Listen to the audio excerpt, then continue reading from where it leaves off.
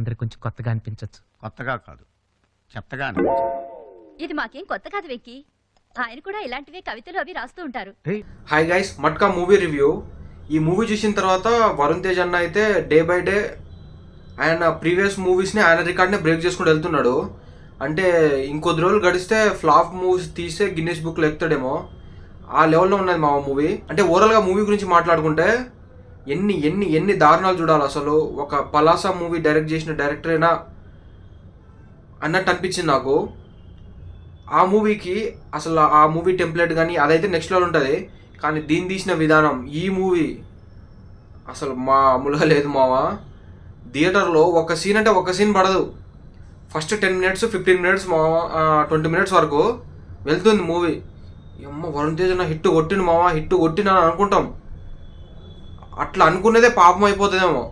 తర్వాత దినదిన గండాలు అంటారు కదా, సీన్ బై సీన్ అలా అలా అలా కింద 5th floorలో ఉంటే 3rd floor నుంచి ఇక తోసిస్తుంది మిమ్మల్ని కిందికి. ఇక నువ్వు చచ్చిపోరా బాబు, ఎటన చావు అన్నట్టుగా.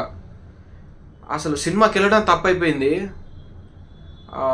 సినిమాకు వెళ్ళడమే, మూవీకి వెళ్ళడమే నేను తప్పైతే నా మూవీ టికెట్ డబ్బులు నాకు రిటర్న్ ఇచ్చేయండి. ఎందుకంటే అసలే మిడిల్ క్లాస్ బతుకులు మాయి. టికెట్ డబ్బులు కూడా అప్పులడుకొని పోయి రివ్యూలు ఇచ్చే రోజులు అయిపోయినాయి. కంగువ పెద్ద రాడ్ దింపింది పొద్దుగాల. మధ్యాహ్నం ఇదొక రాడ్ దింపింది. ఈ వరుస రాడ్లు చూసిన తర్వాత ఇంకేం బతాం. పొద్దుగాల మూవీ చూడడానికి వెళ్ళినప్పుడు పిల్ల ఎదురు వచ్చింది. ఏముంటలే నేను లైట్ తీసుకున్నా. కానీ ఇన్ని గంటలు చూసి వచ్చింది, ఇన్ని గంటలు దాటొస్తాను నేనైతే అనుకోలేదు. కష్టమే. వరుణ్ తేజ్ గారు స్క్రిప్ట్ సెలెక్షన్ మంచిగా చేసుకోకపోతే ఆయన ఫ్యూచర్ చాలా మంచి పెద్ద గండంతోనే నడుస్తుంది. ఒక్కటంటే ఒక మంచి సీన్ ఉండదు మావా. ఏదో అలా వెళ్తుంటుంది, బ్యాక్గ్రౌండ్ స్కోర్ కానీ అలానే పాడుపడ్డది. సాంగ్స్ అయితే దాని గురించి ఎంత తక్కువ మాట్లాడుకుంటే అంత మంచిది. జీవి ప్రకాష్ గారు, నేను పోస్టర్ చూసిన జీవి ప్రకాష్ గారేమో, తర్వాత మూవీ చూసిన తర్వాత ఆయనైనా కాదని మళ్ళీ గూగుల్లో సెర్చ్ చేసి చూసింది నేను.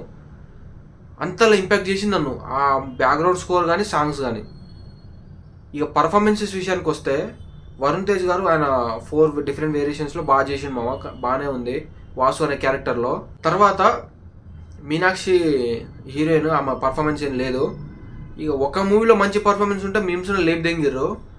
ఇక దీంట్లో పర్ఫార్మెన్సే లేదు, ఆమె స్కోపే లేదు అసలు, ఉత్తదే అంతా. ఇక నవీన్ ఆయన క్యారెక్టర్ కూడా పెద్దగా లేదు మామ. రిమైనింగ్ పెద్ద క్యారెక్టర్స్ ఏం లేవు అంతగనంగా. ఈ హీరో చుట్టే వెళ్తుంటాయి స్టోరీ. ఆయన క్యారెక్టరే సక్కా లేదు, ఇంకేముంటుంది బొక్కలోది.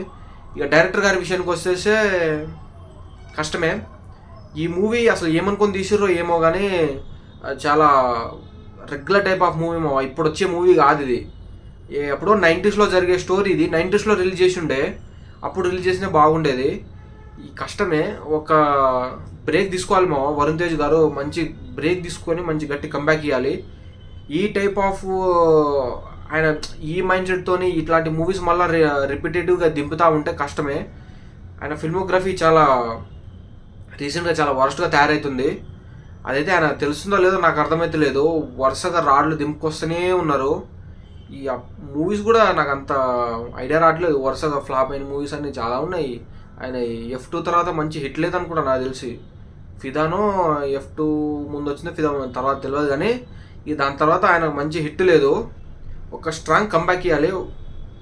తీసుకోండి బ్రేక్ అండ్ మంచి కంబ్యాక్ ఇవ్వండి అంతే. దీనికి మించి ఎవడేం చేయలేడు. లేదు నేను రొట్ట మూవీస్ చేసుకుంటూ పోతా, నాకు వచ్చు అనుకుంటే ఆయన ఎంత పర్ఫార్మెన్స్ చేసినా వేస్ట్. దీంట్లో పర్ఫార్మెన్స్ ప్రాణం పెట్టేసి మా వరుణ్ తేజ్ గారు. కానీ చివరికి ఏమైందిరా అంటే సాగు కొట్టిరు థియేటర్లో.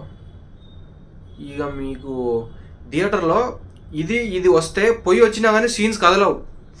మీరు ఏడైతే పొయ్యి వచ్చిన తర్వాత మీరు పొయ్యే ముందు ఏడుంటుంది సీన్ ఉంటుందో, వచ్చిన తర్వాత కూడా అదే సీన్ వెళ్ళిపోతూనే ఉంటుంది. అట్లా ఒక గంట సేపు బయట ఉండి మళ్ళీ థియేటర్ లోపల వెళ్ళినా కానీ పెద్ద డిఫరెన్స్ ఏమి ఉండదు. అట్లుంటుంది అనమాట.